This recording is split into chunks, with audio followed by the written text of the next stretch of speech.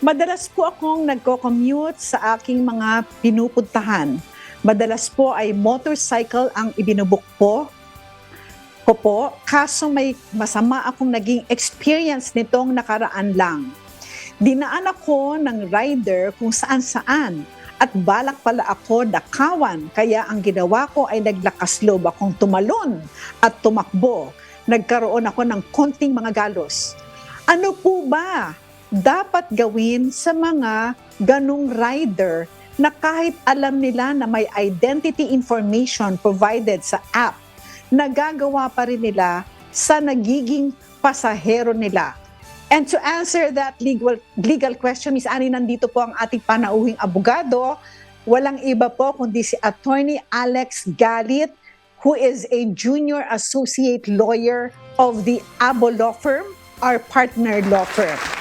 Attorney Alex, good afternoon to you. This is Attorney Gancay po with Ma'am Annie Rentoy. Welcome back po. Greetings po sa inyo. Nice to see you again po, Ma'am Annie and Attorney Dot. At magandang hapon din po sa inyong mga taga-subaybay. Okay. Attorney Alex, you were able to watch yung pong legal scenario po natin. What can you say about it po, and what is your answer to the question of our questioner? Go ahead po. Okay po. Una po sa lahat, kay Marvin, gusto lang namin niya malaman na ikinalulungkot po namin yung masamang nangyari sa kanya. At the same time, masaya po kami na walang matinding pinsala po yung nangyari sa kanya, na konting galos lang inatamo niya. Ang meron kaming legal na solusyon na may papayo sa kanya, ito ay mag-hain or magsampa ng reklamo laban sa rider para sa kasong attempted theft at saka slight physical injuries in relation to Article 4 of the Revised Penal Code. Sa unang bahagi po ng kanyang salaysay, sinabi po niya ron na dinadaan-daan siya sa mga iba't ibang lugar. Pero po sa punto po na yon, hindi pa natin masasabi na talagang nakakagawa na ng krimen ang rider, dahil meron po tayong tinatawag na preparatory acts, o ito yung mga paunang gawain na ginagawa ng isang tao na may para gawin ang isang krimen. Sa punto pong ito, inuulit ko, hindi pa po ito basihan upang maghain ng reklamo for attempted robbery.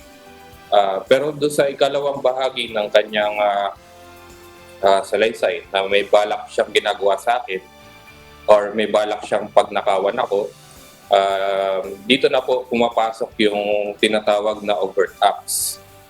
Yung overt act po or lantarang pagkilos, ito po ay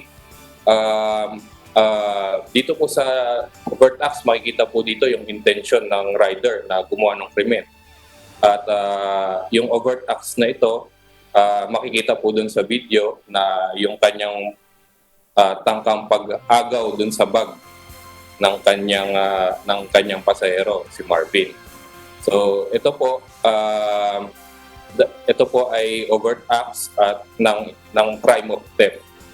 At ang dahilan naman po kung bakit attempted theft lang ang ating ikakaso ay dahil hindi po niya nagawa lahat, or hindi niya nagawa lahat ng mga dapat gawin para ma-consummate ang crime of theft.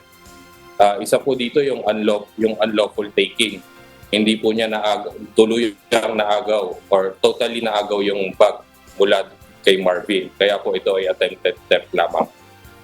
Ang pangalawa naman pong krimen na nagawa ay slight physical injuries.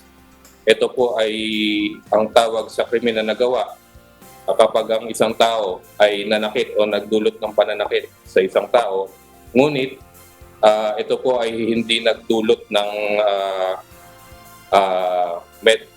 hindi po ito nagdulot ng medical attendance, or hindi po ito nagdulot ng kawalan ng kakayahan ng isang tao na magtrabaho.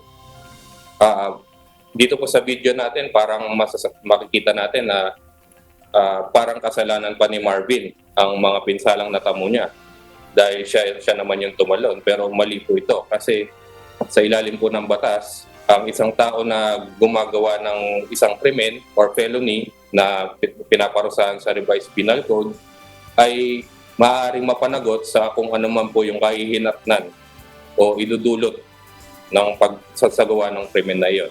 So, siya po ay maaaring mapanagot sa krimen na slight physical injuries.